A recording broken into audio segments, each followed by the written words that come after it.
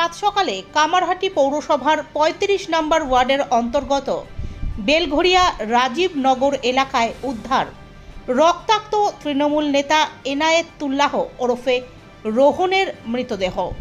বাড়ির পাশেই গতকাল অর্থাৎ মঙ্গলবার গভীর রাত্রে মদ্যপান করার সময় পেছন থেকে তাকে গুলি করে খুন করা হয় বলে সন্দেহ।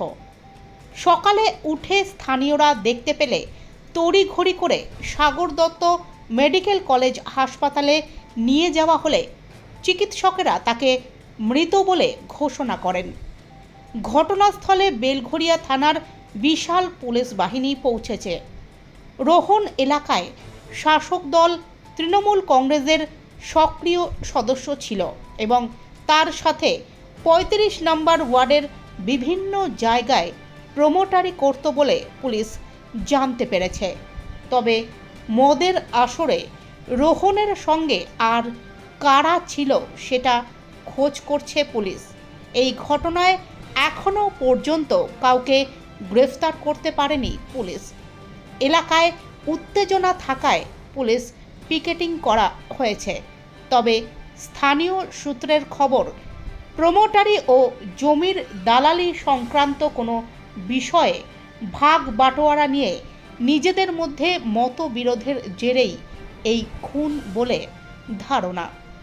ঘটনাস্থল ঘিরে রেখেছে পুলিশ। মৃতদেহ ময়না তদন্তে পাঠানো হয়েছে।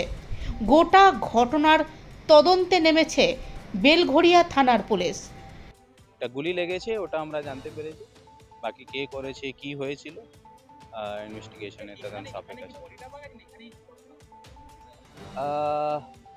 প্রাইমারি প্রথম দৃষ্টিয়া দেখে হচ্ছে এখানেই পিও আছে, ঘটনা এখানেই হয়েছে।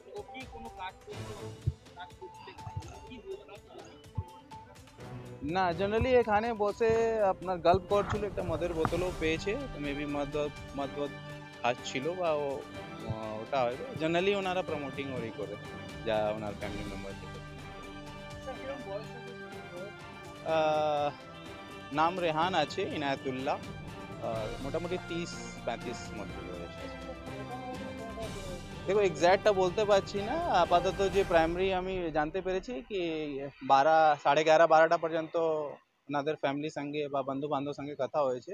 তারপরে সকালে 5টার সময় 5-5:30টার সময় বডিটা দেখতে পেরেছি। মোটামুটি এর মধ্যেই হবে, 12টা থেকে 5টা।